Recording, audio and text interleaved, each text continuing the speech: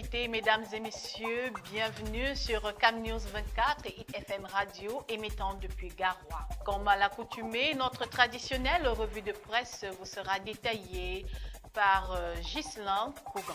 Le hebdomadaire Dikalo à la une, Jeune Afrique, l'article qui dérange. Vive polémique sur la publication de François Soudan sur l'opposition camerounaise qualifiée de la plus bête d'Afrique, page 2 du hebdomadaire Dikalo. Cacao certifié, 348 millions de francs CFA distribués aux producteurs de la région du centre, page 7. Eau potable, une ONG va construire 100 fourrages pour alimenter les zones rurales au Cameroun, page 8 du hebdomadaire Dikalo. Des ministères de souveraineté aux femmes, les promesses audacieuses de Tomaino Ndamjoya sont à lire à la page 6 du hebdomadaire Dikalo. Challenge hebdo à la une, Paul Biya jusqu'à la gare, Marois s'enflamme à l'occasion de l'arrivée du ministre de la Santé publique et celui des Finances. Ce mouvement a une fois de plus prouvé sa capacité exceptionnelle à mobiliser les foules. Page 2 de Challenge hebdo. Transformation sanguine, le Cameroun enregistre un déficit de 400 000 poches de sang. Révélation faite par le Comité national de gestion de transfusion sanguine, page 7 de Challenge Hebdo. Après la mise à l'écart de son candidat, le Maïdem réorganise ses forces face au régime en place.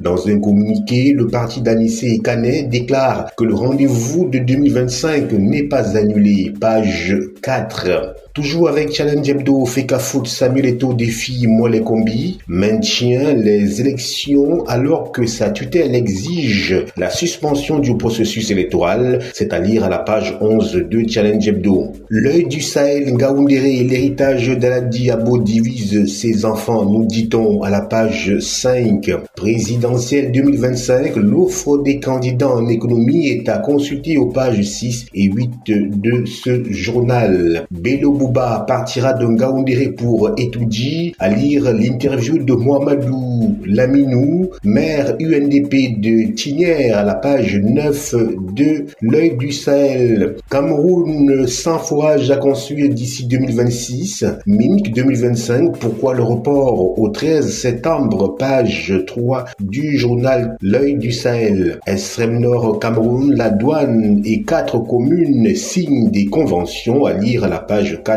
de l'œil du Sahel. Le soir, à la une, 8e édition des journées nationales de la petite et moyenne entreprise, les PME au cœur de la transformation économique. Marois, Paul Biya jusqu'à la gare, en sens l'arrivée du ministre Manaouda Malachi à la page 7 du journal Le Soir. Le quotidien L'économie, budget 2025, exécution peu satisfaisante au premier semestre, une évaluation à mi-parcours met en exergue certains obstacles qui n'ont pas favorisé de meilleurs résultats à ce stade de l'exercice, page 3 du quotidien L'économie.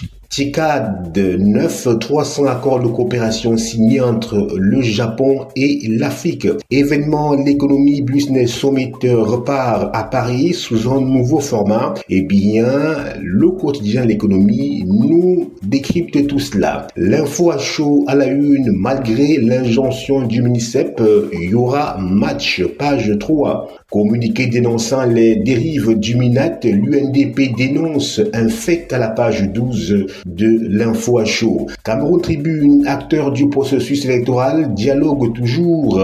Hier, au cours de la 5e session de plein droit, le président du conseil électoral d'Elections Cameroun, le Dr Enao Abrahams Egbe, a annoncé la tenue imminente de la 8e édition de ces assises, une rencontre qui vise à renforcer la transparence et à promouvoir la paix dans le cadre de l'élection présidentielle du 12 octobre prochain, à lire les pages spéciales de Cameroun Tribune de la page 5 à la page 8. Mobilité urbaine Yaoundé en chantier, nous dit-on aux pages 16 et 17 de Cameroun Tribune. Le quotidien Émergence présidentielle 2025, pourquoi il ne faut pas faire confiance au Conseil constitutionnel, sa fidélité au pouvoir ne souffre d'aucune faille, page 5. Présidentielle, les promesses de Tomaino Ndamjoya aux femmes sont à consulter. Critique Mbembe fait le procès du renouveau. Lequier et Mbamekin, 3 348 millions partagés entre les producteurs de cacao, nous dit le quotidien Émergence. Le jour, les ventes des tenues scolaires se font au ralenti.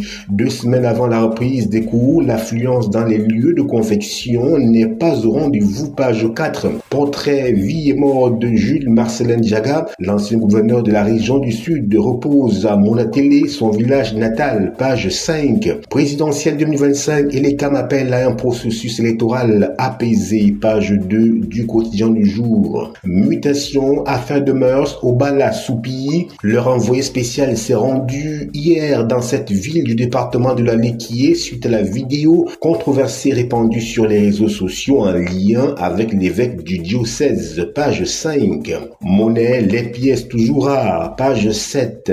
Population camerounaise, ses estimations faute de recensement. Page 6 du quotidien Mutation. Le messager présidentiel 2025, M. Biya, libère mon pays. Le collectif d'intellectuels patriotes SIPACAM vient de commettre une nouvelle tribune pour dénoncer l'engagement du président de la République, âgé de 92 ans, à briguer un 8e mandat. Page 9 du quotidien Le Messager. Développement local, l'ICODA, l'IPOUMA en modèle. Page 6. Après une interview sur RFI, professeur Michel Oyane en danger. Page 7.